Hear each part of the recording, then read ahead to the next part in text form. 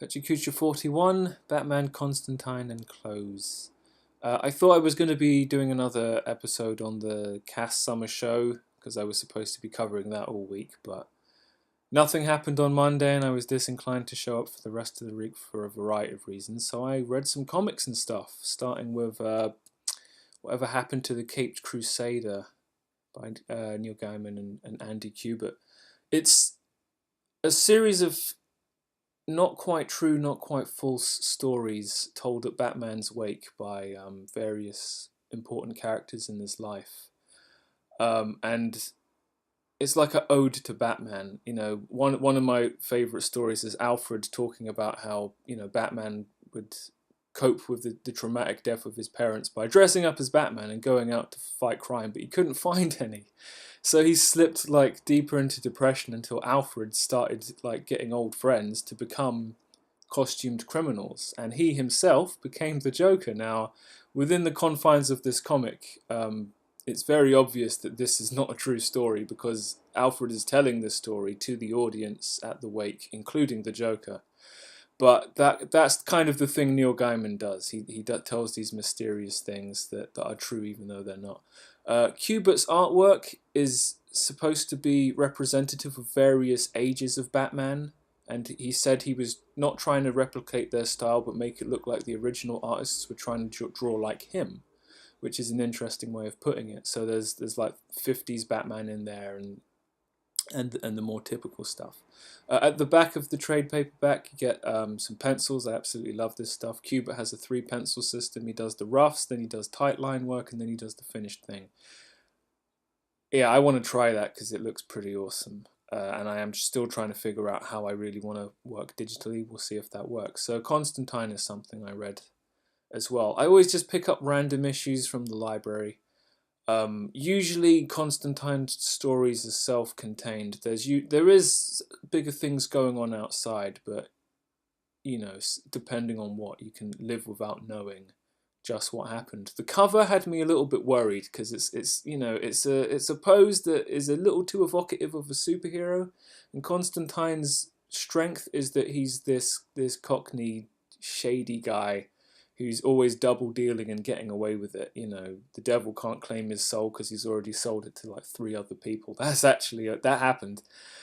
So you know, in the story, Constantine finds himself trapped by Mr. E, another occult figure in the DC universe, and he gets out of it by using the magician's favourite trick of sleight of hand and misdirection. He tells a joke, and instead of there being a punchline, he's simply not there anymore. DC has an undercurrent of occult characters like the Spectre and Doctor. Is it Doctor Strange? No, that's someone else. Doctor Fate. It's interesting seeing Constantine deal with these more famous DC characters because he's a little bit like the Punisher. It's best when he's not involved with the capes. And speaking of the capes, here's Shazam. There's a little comic where effectively Constantine steals Shazam's powers. And like there's a level of animosity through the whole thing that kind of, it's refreshing. So when I went into the university on Monday, like someone had they'd taken out a book on Daniel Clowes, who is a underground American comic book artist, and this is the kind of guy who should have been brought up to me on the course on my BA illustration course, and it's one of these things that reminds me that I wasn't having the conversations I should have been having. Ghost World is something he did, and it's been recommended to me several times. But it's kind of about Americana and people and relationships, and it's not superhero-y enough for me. I like Clowes' portraiture stuff as well, and I just think if I'd been pushed in this kind of direction where you can do stuff that's maybe a little bit for newspapers, or it's like underground stuff, there's a you know, you can tell people they can draw, but it doesn't have to be Batman without kind of pissing them off. So yeah, my grade is, they're telling me my provisional grade is a lower second class honours, which means it's actually a 2-2, not a third. So all of the third of the word stuff I'm planning to do, I don't know how I justify that. But I hardly want to cry for a worse grade. But then maybe I want to cry for whatever reason I can find. Something YouTube threw my way: the After Prison show. It's just a dude who got out of jail and he tells stories, deals with cliches about being in prison. I just find it entertaining. He's got a good technique. He's a good storyteller. You know, he's just talking into his camera, but his cutting is nice. He tells the story about a guy on his top bunk leaning over to check if he was sleeping or not, and just the way he talks about it, and he does a little, you know, he comes on top of the camera to replicate it. The whole thing is so entertaining. Good channel, not what I would have gone looking for, but having seen it, I'm glad to find it. So Sir John Hegarty is the guy I quoted incorrectly last week. It wasn't John Higgins of 2000 AD fame. This guy's a proper advertising designer. He did some big stuff, including the 80s Levi's advert, where the dude gets naked in the laundrette.